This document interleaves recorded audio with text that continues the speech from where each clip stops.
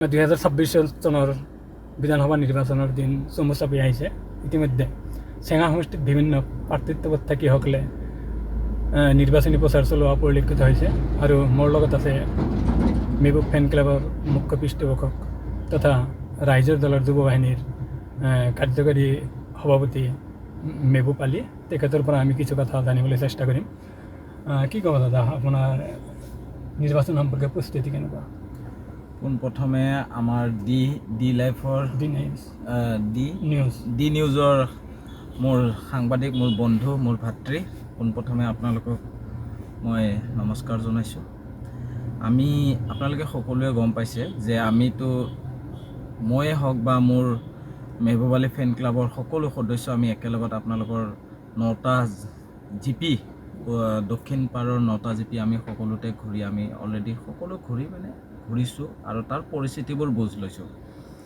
ইলেকশ্যনটো সকলোৱে ইলেকশ্যন খেলিম বুলি আহে। মই আপোনালোকৰ চেনেলৰ যোগেৰে মই সকলোকে জনাব বিচাৰিছোঁ, মই পোনপ্ৰথমে ইলেকশ্যন খেলিম বুলি অহা নাই। মই মেহবুব আলী ফেন ক্লাবৰ যোনটো আমাৰ ফেন ক্লাব বনাইছোঁ, ইন ফিউচাৰ যদি আমি এইটো হয় ট্ৰাষ্ট বা NGO লৈ বনাই আমি ৰাইজৰ সেৱা কৰিব পাৰোঁ, তাৰলৈ আমি আগবাঢ়ি আছোঁ। ইলেকশ্যন সকলোৱে ইলেকশ্যন খেলিম বুলি সকলো প্ৰাৰ্থীলৈকে ওলাই আহিছে। মই ৰাইজৰ মাজত আহিছোঁ, ৰাইজৰ ল'ৰা হৈ আহিছোঁ। ৰাইজে যদি আঁকোৱালি লয় আৰু ৰাইজ আৰু ফ্ৰেণ্ড ক্লাবে যদি ইন ফিউচাৰ যদি কয় যে নাই আপুনি ইলেকশ্যন খেলিব লাগিব, তেতিয়াহে মই ইলেকশ্যনলৈ আগবাঢ়িম।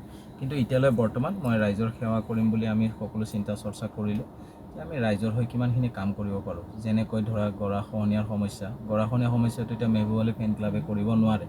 এইটো যদি আমি in future trust by NGO বনাওঁ, আমি কাৰোবাৰ পৰা যদি NGO থ্ৰুৰে কিবা কৰিব পাৰোঁ ৰাইজৰ কাৰণে, পঢ়া শুনাৰ ক্ষেত্ৰত আমি কৰাৰ কাৰণে আমি চেষ্টা কৰিম, স্বাস্থ্যৰ ক্ষেত্ৰত আমি চেষ্টা কৰিম। NGO আৰু ট্ৰাষ্ট বনাই এইবোৰ কাম কৰিবৰ কাৰণে এতিয়া ৰাইজৰ মাজত ঘূৰি আছোঁ। ঠিক আছে, আপুনি চেঙা সমষ্টি কিয় বাছি ল'লে? চেঙা সমষ্টিৰ মানুহখিনি অলৰেডি আগৰ পৰাই মোৰ চিনাকি। যেনেকৈ মোৰ ঘৰ আপোনালোকে সকলোৱে জানে গুৱাহাটী হাতীগাঁও, কাৰণ সকলোখিনি মানুহ হাতীগাঁৱত লগে পাওঁ। এনেকৈ মোৰ চিনাকি আৰু এইখন নিজৰ জেগাৰ দৰে লাগে। মোৰ জন্মস্থান নহ'লেও কিন্তু এনেকুৱা লাগে যে মই ইয়াতে জন্ম হ'লোঁ নেকি। মানুহখিনিৰ আপোন আৰু মৰম দেখি ইয়াতে জেগাটো আগৰ পৰাই ভাল পাওঁ আৰু বৰ্তমান এতিয়া আৰু আপোন আৰু অন্তৰত সোমাই গৈছে চেঙাখন। চেঙা সমষ্টিৰ কি সমস্যা সমাধানৰ বাবে ইতিমধ্যে আপুনি হাতত কাৰ্যসূচী লৈছে? চাওক, আমিতো কাৰ্যসূচী NGO হ'লে NGO বা ট্ৰাষ্ট হ'লে আমিতো পঢ়া শুনালৈ আমি চেষ্টা কৰিম। পঢ়া শুনাত আমি কিমান দূৰ আগবঢ়াব পাৰোঁ ছাত্ৰ ছাত্ৰীসকলক। তাৰপিছত আপোনাৰ স্বাস্থ্যৰ ক্ষেত্ৰত আমি কিছুমানলৈকে কাম কৰিম, যোনটো স্বাস্থ্যৰ ক্ষেত্ৰতলৈকে আপোনাৰ কাম কৰিলে মানুহৰ সমস্যাবোৰলৈকে সমাধান কৰিব পাৰি। আৰু মূল সমস্যাটো গৰাখহনীয়া যদি সমস্যা আজি যদি নহ'ল হয় চেঙাত, এই চেঙালৈকে খেতি বাতি যোনটো মই আজি 5-6 দিন ধৰি আজি চৰ চাপৰিত ঘূৰি আছোঁ, মই দেখিলোঁ এই চেঙাখনে গোটেই অসমখনকলৈকে আজি এসপ্তাহলৈ খুৱাব পাৰিলে যদি গৰাখহনীয়া নহ'ল হয়।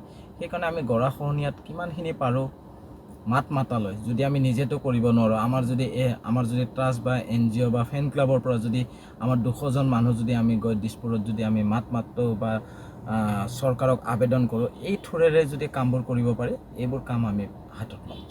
ফেন ক্লাবৰ আমাৰ ইফালৰ ৰাইজে কেনেকুৱা সমৰ্থন দিছে? নাই, একদম মই আজি চেঙাবাসী ৰাইজক একদম আন্তৰিক ধন্যবাদ জ্ঞাপন কৰিছোঁ। সকলোৱে মৰম কৰিছে, সকলোৱে আঁকোৱালি লৈছে ফেন ক্লাবৰ বা আমাৰ কাম কাজবোৰ। তেওঁলোকে যোনবোৰ আমি কৈছোঁ তেওঁলোকৰ মাজত তেওঁলোকে বহুত ভাল পাইছে, কৈছে আপোনালোকে কৰক, আমি আপোনালোকৰ লগত আছোঁ। ধন্যবাদ। এয়া আছিল আমাৰ লগত মেহবুব আলী। তেখেতৰ পৰা আমি কিছু কথা জানিবলৈ চেষ্টা কৰিলোঁ। আকৌ এবাৰ মেহবুব আলী দাক ধন্যবাদ জনাইছোঁ। ধন্যবাদ। মই আপোনালোকৰ চেনেলৰ যোগেৰে আমাৰ চেঙাবাসী ৰাইজকো ধন্যবাদ জ্ঞাপন কৰিছোঁ। আপোনালোকে আমাক সহায় সহযোগিতা কৰক। আমি আপোনালোকৰ লগত আজি ইলেকশ্যন হ'ল বুলিয়ে নহয়, আমি সদায় আপোনালোকৰ লগত থাকিম। আপোনালোকে আমাৰ লগত থাকক, আমাক কামবোৰ কৰাত আপোনালোকে সহায় সহযোগিতা কৰক।